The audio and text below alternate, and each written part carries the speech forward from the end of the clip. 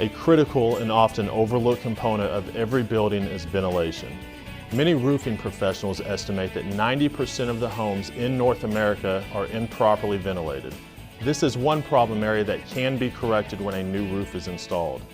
The attics you work on need effective ventilation to keep them cooler in the summer and drier in the winter.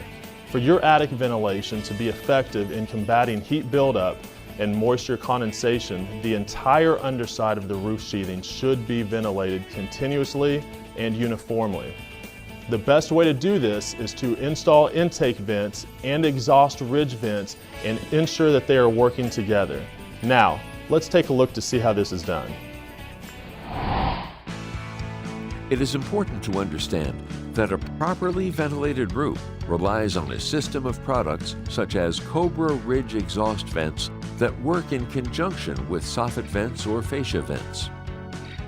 To meet the minimum government ventilation standards, follow the 1 in 300 rule.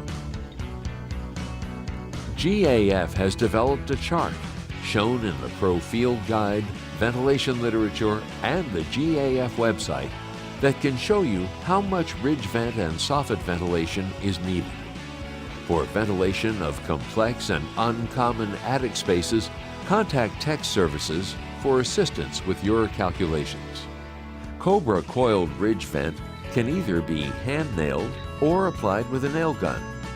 You must have a 3 in 12 minimum roof slope and a maximum 20 in 12 roof slope. On structures without ridge boards, make a 1-inch cut along both sides of the ridge. On structures with ridge boards, make a 1 3/4 inch cut on each side of the ridge. Leave 6 inches of uncut sheathing at each gable end to protect ends from wind-driven rain.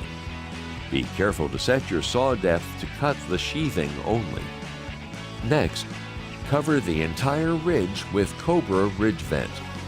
Use roofing nails to tack the vent in place. Caulk any ends together if the ridge length is longer than a roll of Cobra. Finally, install ridge caps over the Cobra Ridge Vent.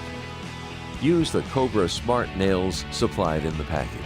Do not overdrive the nails. When using the nail gun version, attach the nail gun adapter to the end of the nail gun and use the 1 3/4 inch nails supplied in the roll. Be sure to disconnect the air supply line prior to attaching the adapter. Always be sure to install the capping to match the shingles that are being installed. You install Cobra Rigid Vent 2, Cobra Rigid Vent 3, Snow Country, and Snow Country Advanced Ridge Vents in a similar manner.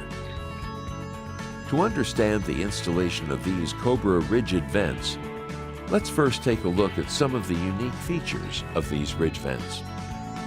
First, there is the self-closing end. This unique design allows for very easily finished ends. There is no need for the caulking, end caps, rivets, etc. that some ridge vents need.